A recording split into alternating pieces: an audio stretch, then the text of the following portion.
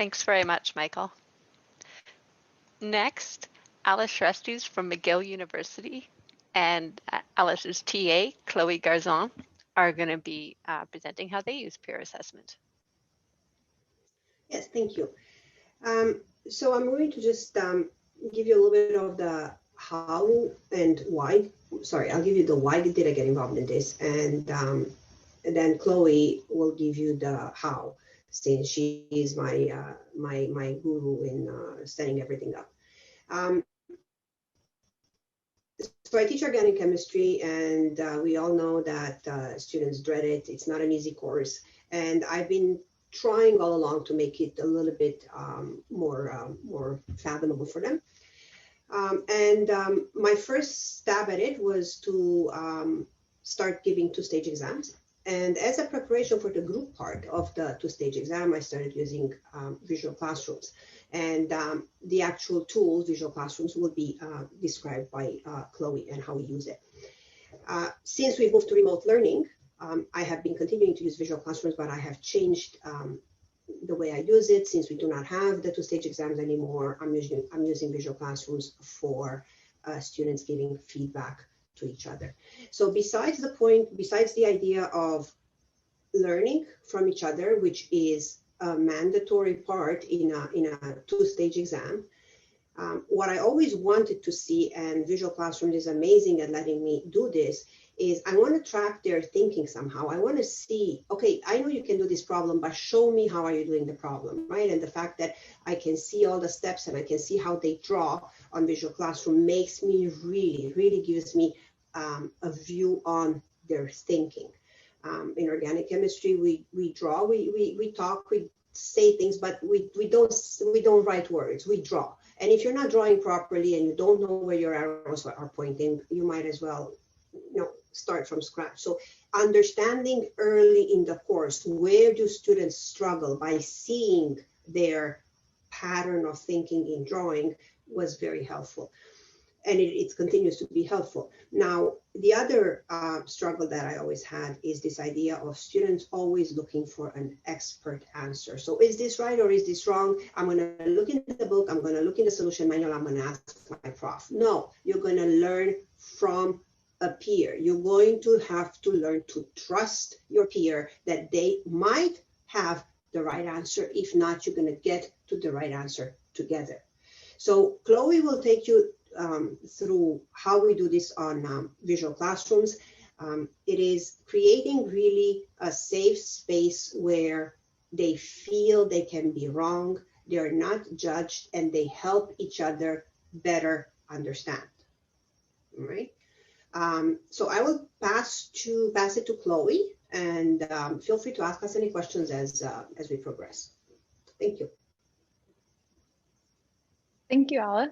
Hi, everyone. My name is Chloe, and a little background about myself before I dive into how visual classrooms work is that I was originally a student in Alice's classroom before we began working together to onboard visual classrooms. Our goal was to use this virtual platform to enhance student comprehension in organic chemistry, a class which, as Alice mentioned, and I'm sure you all know, many students have strong apprehensions about before entering.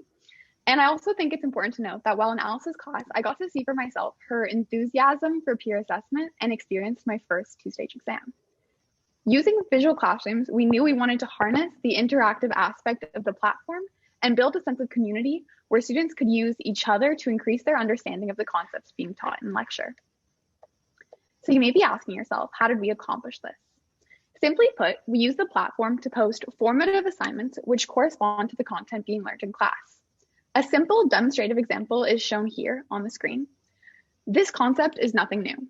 However, where it gets interesting is after the student completes the assignment.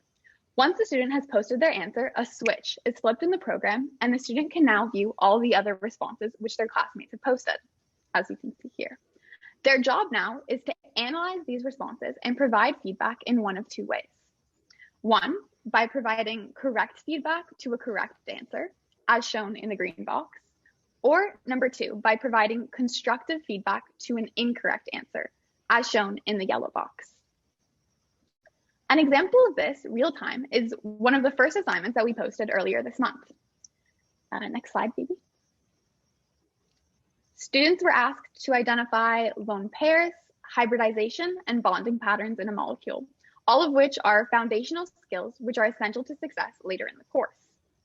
On the screen, I've selected some posts which demonstrate the capabilities and potency of this interactive online community. The constructive feedback is shown in the yellow boxes and demonstrates that the students were able to correctly identify the mistakes of other students' posts and bring them to their attention in a polite and informative manner. Additionally, the correct feedback is shown in the green boxes and helps to foster confidence and community within that platform. Using this method, we hope to shift the point of view from simply memorizing facts and content to a more holistic understanding of the material. Giving feedback to peers helps the students train their brain to spot patterns, which doesn't only serve them well in organic chemistry, but their other classes as well. Next slide.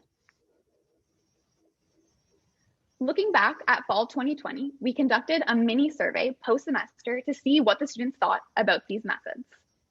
Through using visual classrooms as a tool to analyze and assess each other's answers, a large majority of the students stated that both receiving and giving feedback helped them to learn.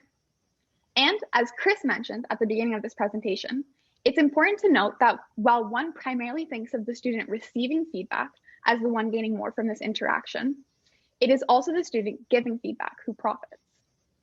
The very act of giving feedback forces the student to find a way to convey what they've learned in a foreign context and apply it to a specific principle. Overall, we have found that the continuous use of feedback over the course of the semester helps normalize the learning process and dispels the notion that failure is final. Failure, or mistakes, are essential to learning, and it is how we learn from our mistakes and those of others, which ultimately determines our success. Thank you so much for listening to that brief intro to visual classrooms, and I'll hand it back to Phoebe. Thank you, Chloe and Alice.